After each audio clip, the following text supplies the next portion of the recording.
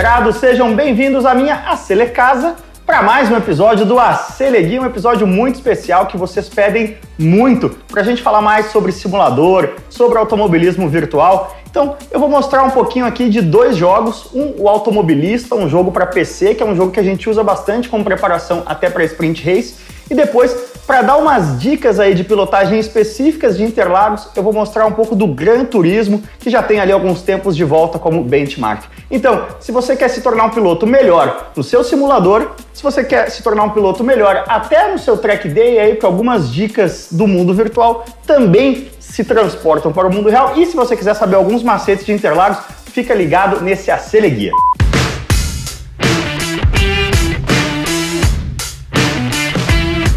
Bom, galera, quando a gente fala de simulador, é igual ao seu carro de corrida ou mesmo carro de rua no mundo real. A primeira coisa é você ficar confortável nele, ou seja, ter certeza que ele vai fazer o que você está pedindo. Uma coisa que a galera que começa a brincar com o simulador apanha um pouco é na parte dos ajustes.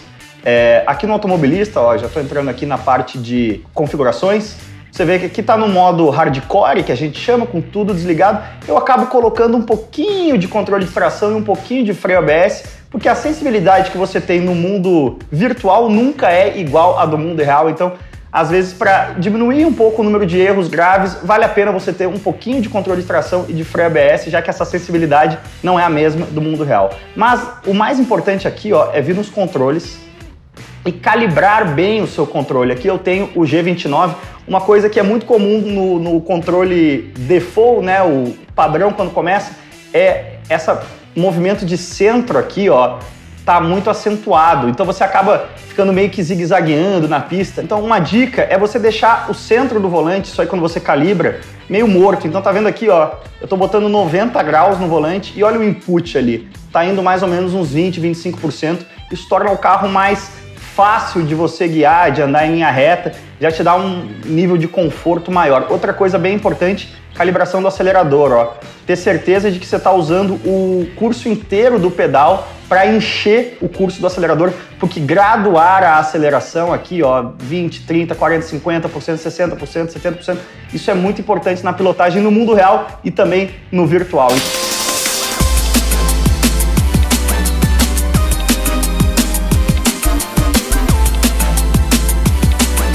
Bom, galera, como eu estava falando, normalmente a gente usa o Automobilista, né, que é a base do R-Factor, é um jogo nacional aí da Razer Studios. Usamos bastante o Stock Car aqui, dando algumas dicas mais genéricas, assim. Para você começar a se entender com o seu simulador, a questão toda, a palavra-chave, digamos assim, é a sutileza, né? A sutileza de movimentos, ser sempre delicado com os movimentos, é a forma que você vai conseguir fazer uma volta inteira sem rodar no começo. Em caso de jogos mais técnicos como esse aqui, tem que tomar cuidado, por exemplo, com o que eu acabei de fazer aqui. Rodei de pneu frio e o carro tá com damage ainda, perdi o capô. Caralho, o maluco é brabo.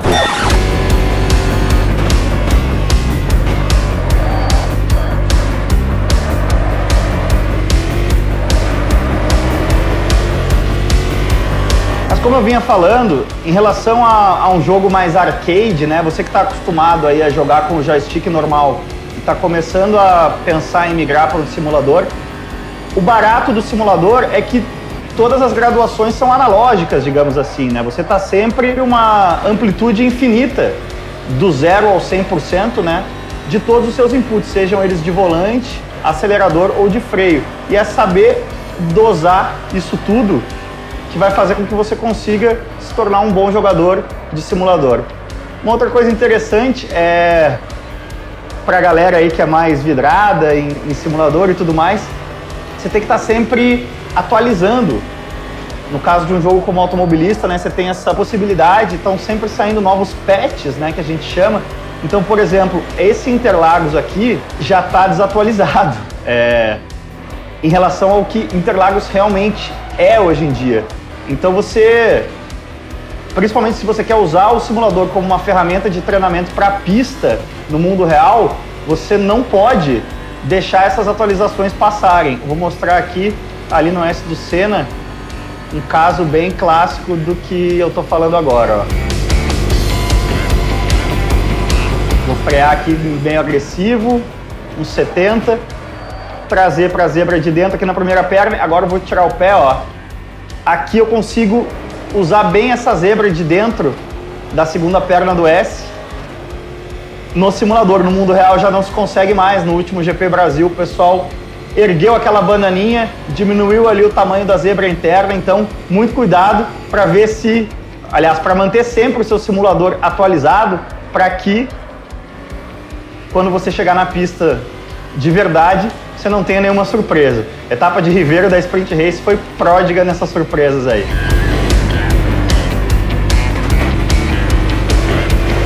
Bom, galera, como eu estava falando, esse é o jogo automobilista que a gente usa aí, e é a base, né? Por exemplo, lá os nossos amigos da Pilotec, que tem um simulador bastante sofisticado, a base do software é o automobilista, é o jogo que tem todas as pistas bacanas brasileiras, é o jogo que a gente recomenda para quem quer uma preparação aí técnica mais séria, visando usar o simulador como um instrumento de preparação para o mundo real, digamos assim.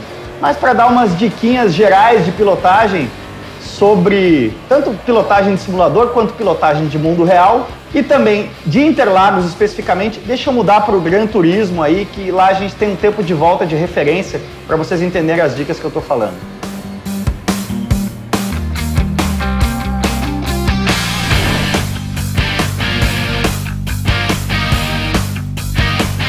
Estamos aqui agora no Gran Turismo, experiências de circuito, vamos para Interlagão aqui também.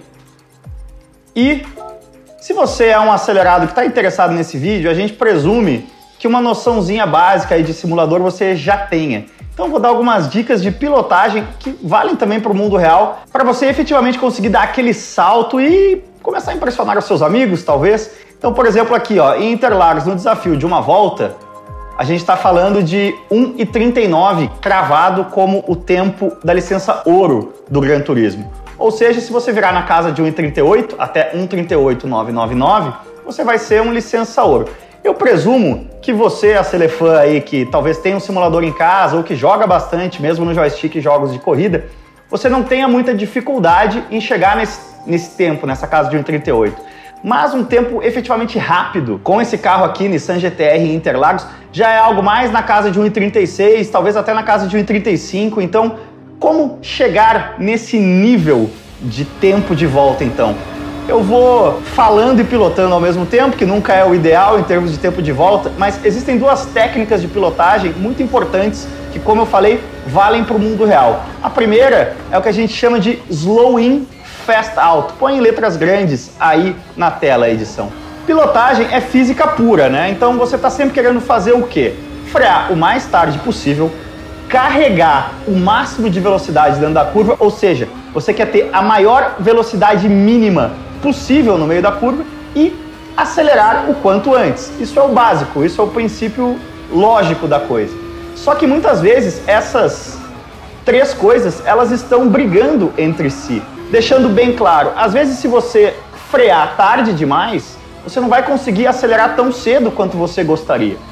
Então, muitas vezes você vai sacrificar um desses três parâmetros, o quão tarde você freia, o quanto de velocidade você carrega, ou seja, o quão alta é sua mínima no meio da curva, e o quão cedo você acelera, você vai acabar sacrificando um em prol do outro, às vezes. E o que é o slow in, fast out? É justamente uma frase de efeito aí em inglês para você lembrar, dentro desses três parâmetros, qual é o mais importante. E qual é o mais importante, meus amigos? É o fast out, é o quão cedo você acelera numa saída de curva. É isso que define o quão rápido é o seu tempo de volta. Fiquei falando aqui, fiz um tempo alto aqui, um 40.7.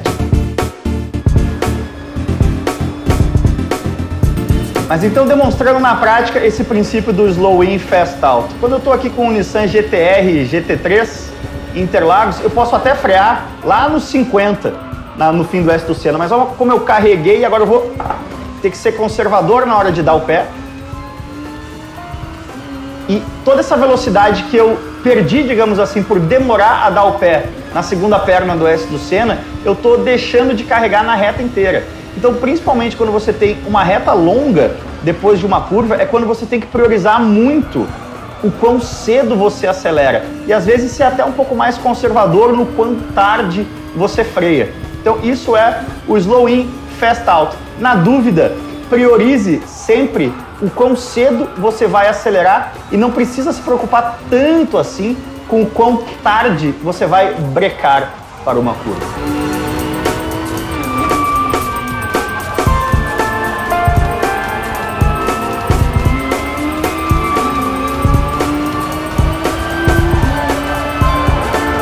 Saindo de frente o Nissanzão aqui.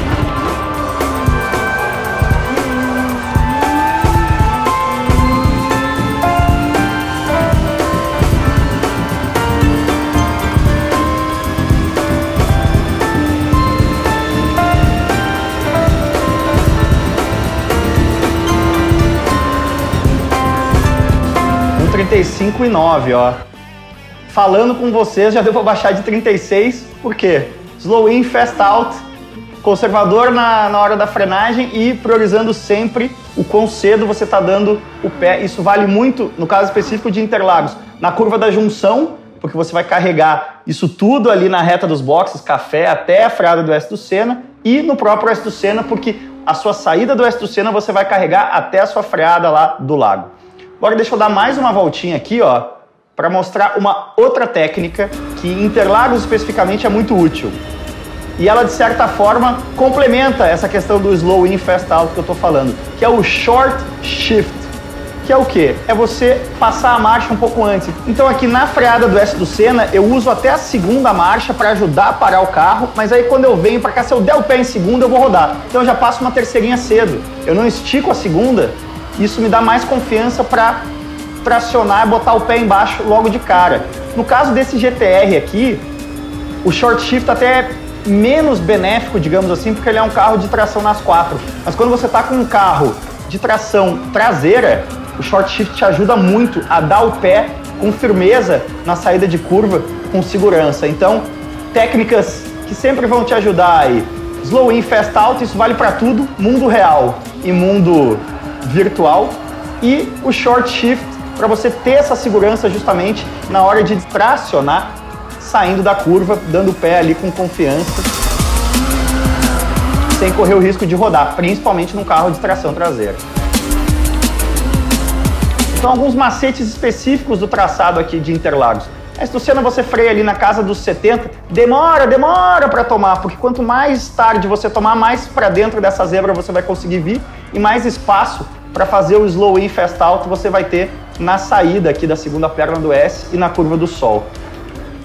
Outro macete, curva do lago. Você acaba tomando ela um pouquinho mais cedo e usando mais a zebra do que seria o traçado natural. Freia ali no posto de cronometragem, ó, já traz aqui para a zebra, encurta o caminho da curva, que também te permite dar o pé cedo e não espalhar lá fora no lago. Isso aí, apesar de você ter o espaço, não é a forma rápida de passar ali. Laranjinha, viu a zebra?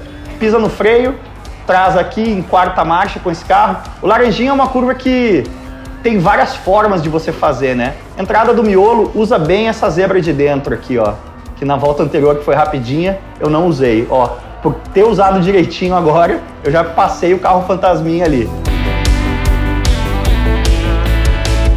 Mesma coisa no bico de pato. Usa bem a zebra de dentro, que você já fica posicionado bonitinho para ter mais espaço para fazer o mergulho aqui de pé embaixo.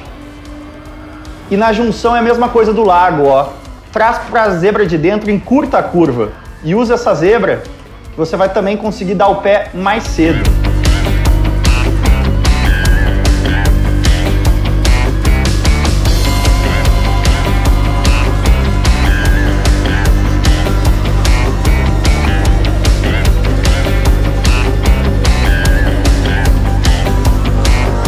Então agora, sem falar muito para não me desconcentrar, eu vou fazer uma volta inteira aqui, cuidando bem de usar esses macetes aí que eu falei. Abrir bastante a primeira perna do Oeste do Sena para você ter o espaço na saída ali, fazer o slow in, fast out e ganhar toda essa vantagem ali na reta oposta. Depois, no lago, frear um pouquinho mais para dentro do que seria o natural, usando bem a zebra de dentro ali para também conseguir dar o pé cedo.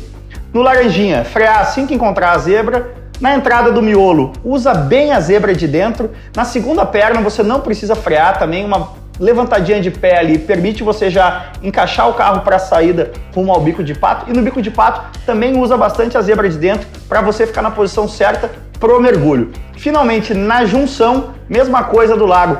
Traz um pouquinho, não abre tanto a tomada, traz um pouquinho para dentro, freia um pouquinho mais para dentro, usa aquela zebra ali para encurtar a curva, cortar caminho e já sair de cano cheio na reta dos boxes. Então vamos fazer uma volta aí inteirinha e vamos ver que tempo sai.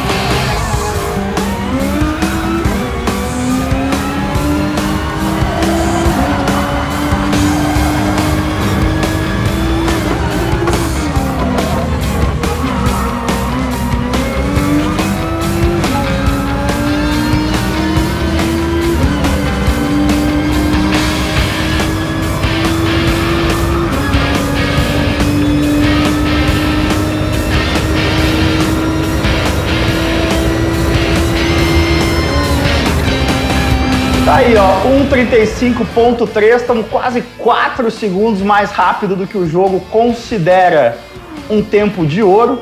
Acho que vale a gente curtir o replay aí dessa volta na íntegra, vamos ver.